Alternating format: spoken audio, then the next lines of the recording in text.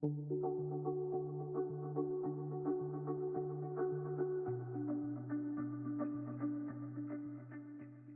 to the Difference Makers podcast. I'm Claire Richardson, and I am a captive consultant with Hylant Global Captive Solutions. I have been in the industry for about 2.5 years now after I graduated from Butler University with a degree in risk management and insurance. During my senior year at Butler University, I was able to work with the National Alliance on a podcast called Risk and Reward, where we really brought individuals in that were making an impact in people's lives and showcased their different roles and things like that to help the newer generation understand the insurance world. So for a few years now, the National Alliance has actually produced a yearly video highlighting people who make a difference in the industry. Now, with all of these amazing people in insurance, we are going to go ahead and expand the Difference Makers brand to include a quarterly podcast so we can share even more incredible stories.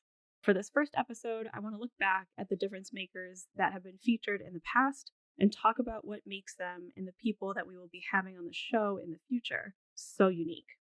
To help me with this, I have the National Alliance Chief Marketing Officer, Mitch Dunford, on the podcast, as well as Bob Rogers, who is a fantastic teacher for the National Alliance. And these individuals are going to help give us some context on the amazing people that we're going to talk about later today.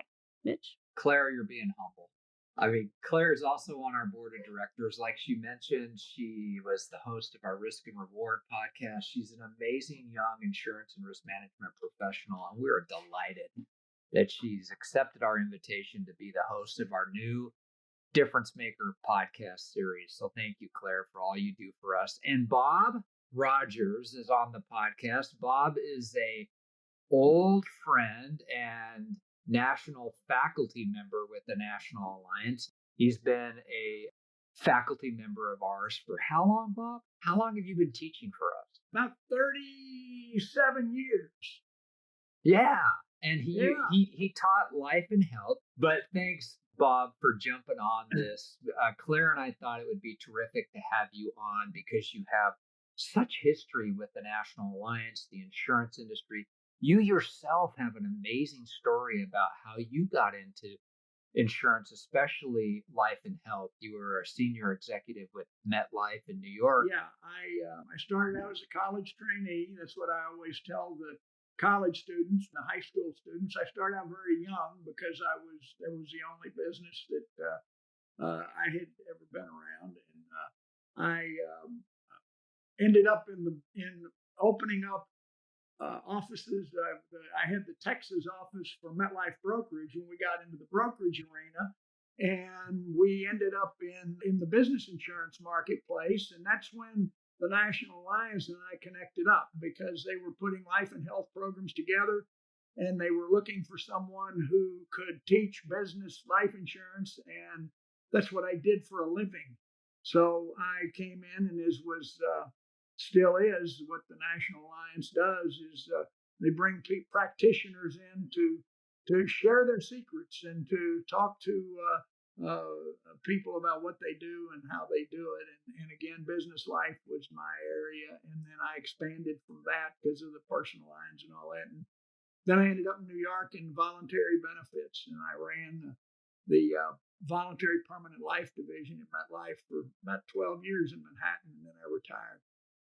Well, Bob, thanks for jumping on. Yep, that's fantastic. So, Claire, back to you. Sorry for interrupting there. No, this is a story that needs to be told. And Bob, thank you for joining us. I do want to take some time to look at 3 different items today that are core characteristics of what a difference maker is. So you've already heard Bob's story. You kind of have a little bit of an understanding, but I think something to really look into is innovation. So let's go ahead and start with innovation. And we've got 2 clips I want to go ahead and play for you now from Paul Gagliotti and Olivia Cooper. So with our InsurTech platform and what we're doing with Harbor AI, basically we just help to streamline insurance transactions. And we actually start with the more sophisticated transactions, and we allow consumers, brokers, and carriers to distribute insurance products extremely efficiently. We do that using a lot of cutting edge technology like artificial intelligence and machine learning. We allow insureds, the consumers, their agents and brokers, and insurance carriers to all live in an ecosystem similar to like that of like an Amazon, where you're able to then figure out what you want to buy get questions served up to you based on that particular type of product or your industry or your experience. And then from there, go ahead and look to get insurance options. Our real, goal and mark that we want to leave is just that. It's that we can leave an awesome legacy in insurance of solving the problems that were presented to us and set up the next generation for success. So that was Paul speaking about his firm and the upcomings and really grassroots innovation that Harbor AI has been sowing the fields with, per se, and really working with agents and brokers, just like he mentioned. And you can actually take a moment after this podcast to go through and find all of the difference makers YouTube videos from the National Alliance that have a significantly larger portion of information than we have time for today. So we'll just be continuing with some different clips here. Mitch, do you have anything you want to add before we run to Olivia? Yeah, Paul's another really aggressive, talented young insurance and risk management professional. I think I did another podcast with him after his Difference Makers video that we produced. It was really fascinating talking to him. He started an agency, I think an insurance brokerage in New York City called Diversified Risk Solutions.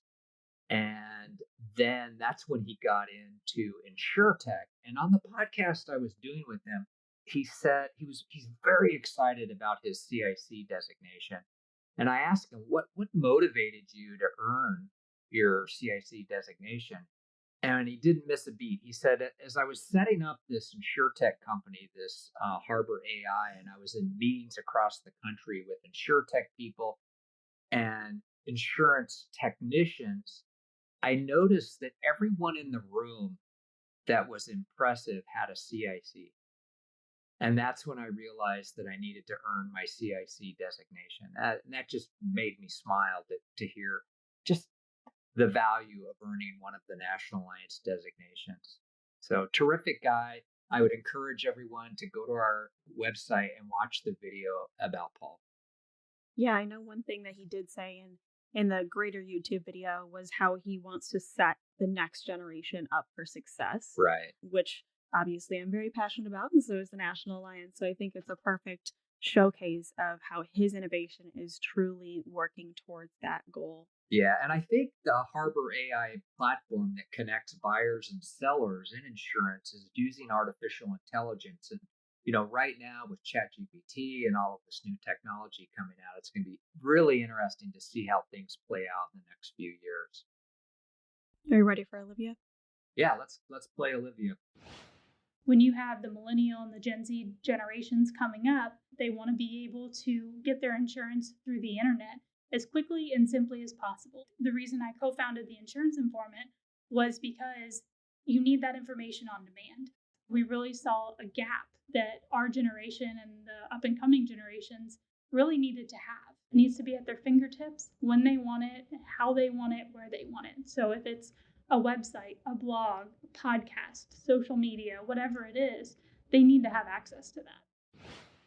In this episode, Olivia's advocates that are also featured say things about her in fantastic ways, alluding to the fact that she isn't scared of anything and she is really truly blazing a new trail. And you heard it in the clip, she's really looking for solutions for the people that don't know where the solutions are coming from. They don't know necessarily what insurance products are coming.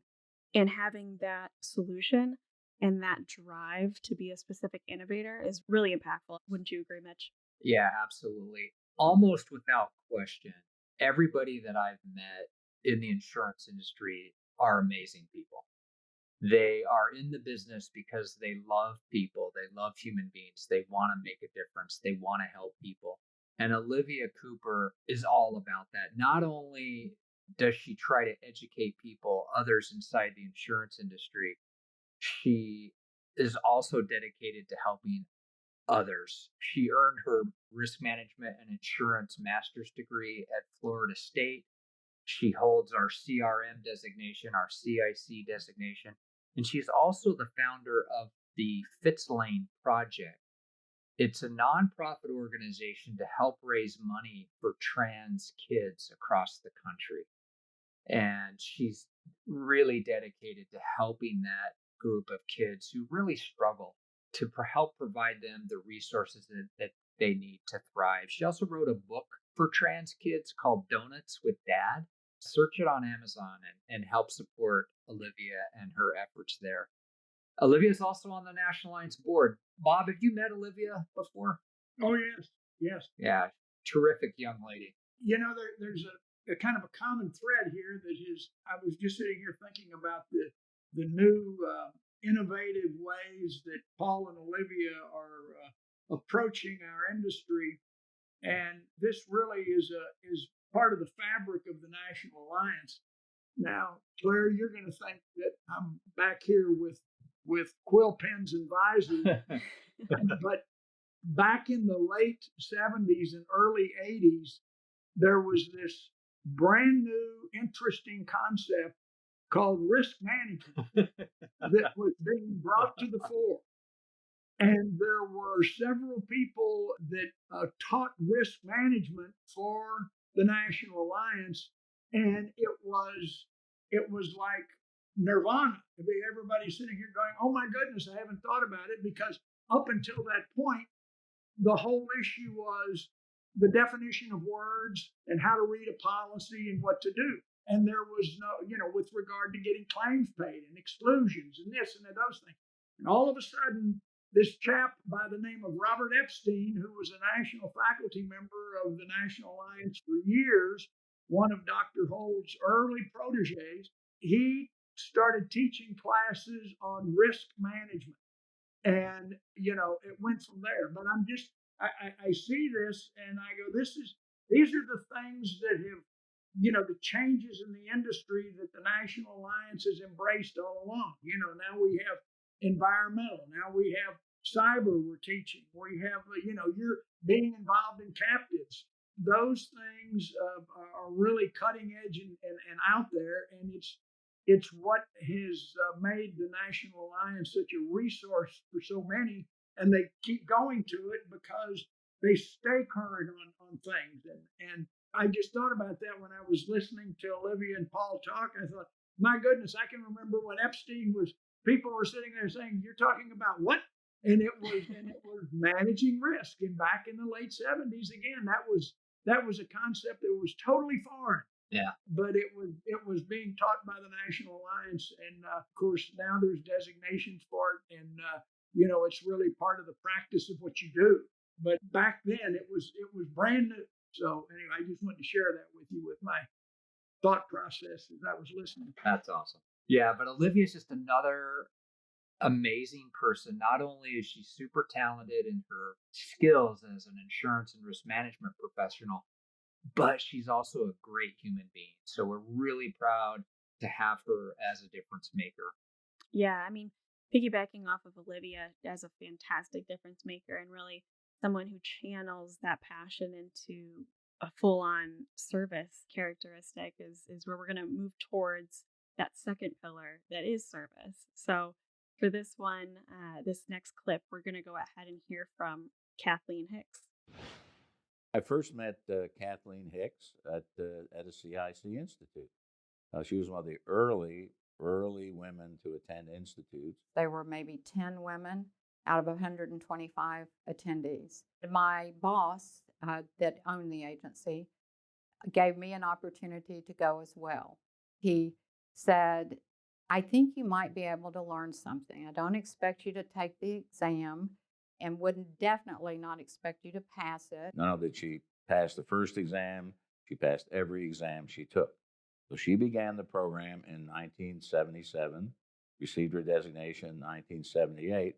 It was something that empowered me to be able to compete with anybody and not be intimidated. The difference maker to me is a person that makes a difference or has an impact on somebody's life. She's made a difference in thousands of people's lives through helping them through national disasters.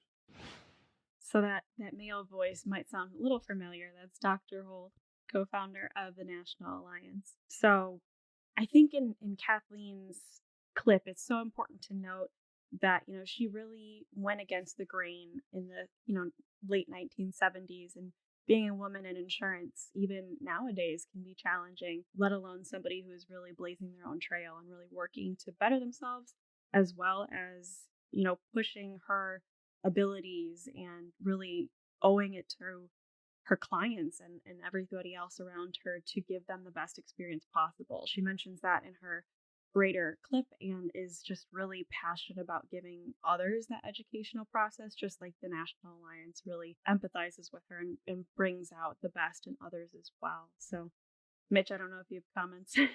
Yeah, Kathleen's like a celebrity in Texas along the Gulf Coast. I'm sure Bob can add some information, but she has literally single handed helped many communities affected by hurricanes on the Gulf Coast of Texas, helping to rebuild those communities and some of the high schools. Bob, what can you add? What can you add to that? Well, she has her own company and has managed risk pools and through interlocal agreements with governmental entities. And she works with smaller schools, school districts, smaller county governments, cities, and has been through a number of, I think she told me, like, I want to say 6 or 7 named storms. She is disaster recovery is a big thing. I know she talks about when these small communities are hit by these massive storms. She always says the first thing you have to do is get the schools back up, because that's where the children go, and that's what allows everybody else to get back in and build the communities back. She's very passionate about taking care of her clients, and I know for a fact that when I mentioned Robert Epstein, she was in one of his classes where she learned about risk management in the 70s, and that's what lit the fire for her to really get involved in risk management and work to be able to help people. I know, Mitch, you guys were down when Hurricane Harvey hit. You were there with her team just days after the storm hit, and saw the destruction and everything that was going on. And of course, we have, I know their board member, Travis McDavid, is an agency down there and in Rockport, and works with her. And you experienced it firsthand. To take a tour of an area hit by a hurricane and just to see the destruction, it was, you see it on the news, you hear about it, but to be there in person, it's mind blowing. Now, didn't Kathleen do some special work with one of the high schools down there, Sabine Pass?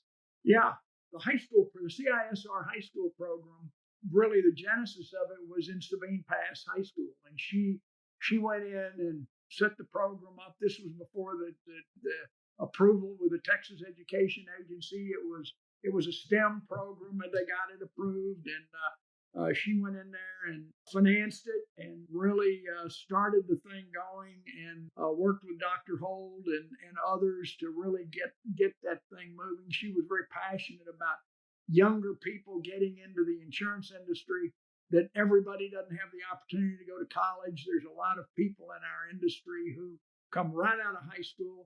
They get their designations, and they have great careers and do very, very well. So she was really behind that and started it when nothing was there. And in fact, I know we communicate with her when we have our great successes now with the CISR high school programs and the things that we're doing. I know she was thrilled with Laredo and other things, and I know that we're going to talk about that in a minute with our other two difference makers. Yeah, Kathleen and Bob were two of the leaders that really helped to fund and kick off our CISR high school program. I had the opportunity to take a tour of the high school in Sabine Pass, and I believe Kathleen told me a story that when the high school, after the hurricane, they were taking a tour and looking at the destruction and trying to get her head wrapped around the damage and what was going to need to be done. And I think Kathleen told me a story. She was walking through the high school, and it was still flooded, and there was debris everywhere, and she was stepping over some old boards or some damaged, building walls or something, and a crocodile swam up. Isn't that how it went? Yeah. When I went out from underneath her, she was walking on the boards, and there was a saltwater crocodile that had been washed in, and she was in in these waiter boots with all these other folks out there. The people laughed, so she didn't budge. She just stayed right there and kept going. I said, well, that doesn't surprise me. So again, we have this very, very talented professional who's not only super skilled in the art and science of insurance and risk management, but she truly cares about the people she serves. Cares enough to put on hip waders and go wade around with saltwater crocodiles to help a community get their high school rebuilt. That is really a difference maker. So hats off to Kathleen Hicks, and we encourage everybody to check out her difference maker video on our website. Yes, those are some phenomenal stories. I had no idea that she was absolutely that far next level. I definitely think that, Kathleen deserves a lot more time than we have, but I do want to move on to community impact. And I think it goes perfectly with our discussion on Kathleen. But we're actually going to take some time now and listen to Jack Elliott as well as Deborah Richardson. We need to make sure that our kids in our school systems have an opportunity. I want to be able to pay back now. I really want to be able to pay back and to help high school students get into the CISR high school program, which is a win for everyone. We talk about it all the time. It's a win for the student because we're giving that student an opportunity. And I love to focus on those students and those high schools that do not generally get these opportunities. The CISR high school program is here in Birmingham. We're working to get it in 7 inner city high schools. I'm super excited about that because I am a graduate of Birmingham High Schools. There is a high school here in Birmingham that just started this year, and they're working toward helping kids that have hard times in regular high schools. And whether it's an LGBTQ issue, just general bullying, kids with learning disabilities, kids who just can't succeed well in a traditional high school environment. This high school just actually started. This is its first year. All of a sudden, they have 200 students. One of the things that I have offered to them is the CISR high school program in their new high school. I've decided to support the school and make that possible for them. So the greater clip from Jack goes on to really highlight his bravery and his passion to continue community service, even in the face of adversity, and really working through his own adversity to bring to light the educational opportunities that he knows are going to be so important for these high school kids.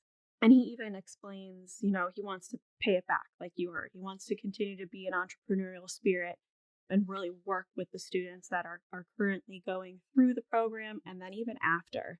Mitch, I know you have also had experience working with Jack like I have. Yeah. How has your experience really highlighted his difference maker attributes? Jack Elliott is just a fine man. I mean, what more can be said? Again, super talented, but also a great human being. He's done so much for these high school kids in our new CISR high school program to grow that in his area and to support it financially. I also think he is working on a program with the community colleges in his region. Bob, do you know much about that? Yeah, he is. We got that program in Alamo Community College, and then he's wanting to work with that and go forward. Jack is he's very focused on the high schools and bringing the younger people into the industry, and is how can I say this? He is very high energy with regard to that. He will get after it and go, and that's what you got to have. You really do. And I enjoyed working with him and my time with him, talking. When we were initially working with the Birmingham people, and he'll use his contacts and doesn't mind walking in and saying, "Hey, what can you do to help us?" And that's the kind of stuff that we really need. And many times people are very hesitant to do that, but Jack is not at all. Like I said, he's very, very high energy and very motivated. Yeah. And he's just such a kind and generous man. Yeah. Very gentle. We invited him to speak to all of our employees at the National Alliance on one of our Values Day and tell his story. He came out as a gay man later in life, had the courage to do that, and is very open about that journey. It's very heartwarming. He's just a great individual. Again, super talented in his insurance and risk management skills, but an amazing human being and does so much for the industry and the community. So I'm just delighted that he was a difference maker. Yeah, he clearly is. It's great to have his story told. Yeah, he mentioned in his clip that he really found professional confidence through the National Alliance and gaining designations and getting more comfortable in the industry. Because I know he went from, somebody that worked as a delivery man to eventually a C-suite executive. So I think a lot of that can be credited to his knowledge base from the National Alliance and different designations. He tells a great story. I think he got into the insurance industry because his mother worked as like a receptionist or something with an insurance company. And so he would go to work with her after school and make photocopies. And he got in trouble because he wasn't making photocopies fast enough because he was reading the policy language at the photocopy machine or something like that. So yeah, he's one of those sick insurance technical people that likes to read insurance policy language. We call those insurance nerds, and I happily identify as one, so don't worry. But I know Jack has done significant things for the National Alliance and in the industry in general. So I think we're going to wrap up with talking a little bit more about Deborah Richardson. I am a firm believer in insurance education because every program that's out there has a different bent on it and so forth. They all add value. But I thought, I'm going to retire and just see what I want to do. Well, I hadn't been home for a month until I got a call from UNT that said, hey, we heard you're out of corporate now. We want you to come and teach for us. I really love seeing the light go off and say, first of all, I've never heard of what you do. I've never heard of risk management, but it sounds really cool and I want to do that. I try to tell these students to understand what is your passion, what do you want to do? You can have a career and still do what's important to you. In my Principles of Risk Management, which is the intro class, I'll post 50 to 100 business cards of my colleagues. I just, copy and I say, your assignment is this. You call this person, you introduce yourself, tell them you're in my class, you would like to interview them, and they have to write a report for me.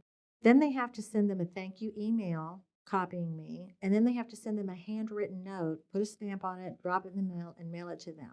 I want to teach them appreciation for a person's professional time. There have been countless students who got internships because of this, and some of them got their full-time jobs because of it. So Deborah really brings up a great point. I mean, being called back to the line of duty, if you will, after retiring. I had the privilege of getting to know some of Deborah's students while I was in school and while I was involved in Gamma Iota Sigma. I know she had a really strong imprint on UNT and is still there, to my knowledge, and has really done great things. And her students are examples of this. I know a couple personally, and they are absolutely killing it in the industry. They're doing great things, and they also have designations. So, Mitch, what was your experience with Deborah? I'm just blown away with the quality of the young people in these RMI programs, whether it's Butler, where you graduated from, Claire, FSU, that has a RMI program named after Dr. Hold and the National Alliance, or Deborah up at the University of Texas at Dallas and the program she was involved in there. These kids are amazing. They're brilliant. They're talented. They're dynamic. Bob, you've had a lot of association with the kids over at FSU and the sales challenge, I think. Yes. Weren't you a judge? Yes. And the National Alliance, for several years, we wrote the case study that they had Right. the sales challenge on, and then it expanded with I think they have I want to say 8 or 10 universities now involved in the sales challenge in the Southeast. It's really expanded. But one thing Deborah did early on, and again, it was a great advantage from her to come from her corporate background to go into teaching, was she knew that to get her students into the industry, it was the relationships that she had in the industry going all these years.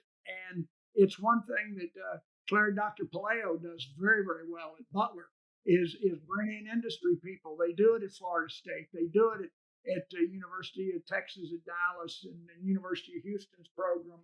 And I don't want to leave anybody out, but we're in 31 universities across the country with our curriculum and our UA, CIC, and CRM programs. And the schools encourage these professors to have industry involvement, and they are very comfortable, the professors, with our people, the people who are so involved with the National Alliance and through our networks, if you will, to really afford the opportunities for these students to get into the industry like you, Claire. I doubt that when you were in junior high school, you would have stopped by the insurance booth at Career Day. Absolutely not. Right. There's There's no no way. way. There's no way.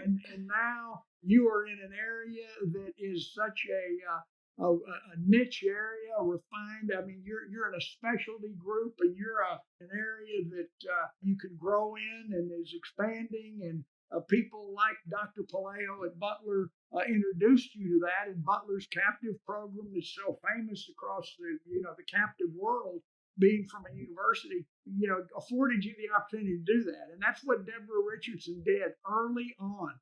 She was at University of North Texas, and then she went to UT Dallas, and she brought that with her all the way. And the common denominator of all these people is they give back, and it's more than it's more than just going to work and from 8 to 5 and walking out the door. And you see people in our industry, that's what they do.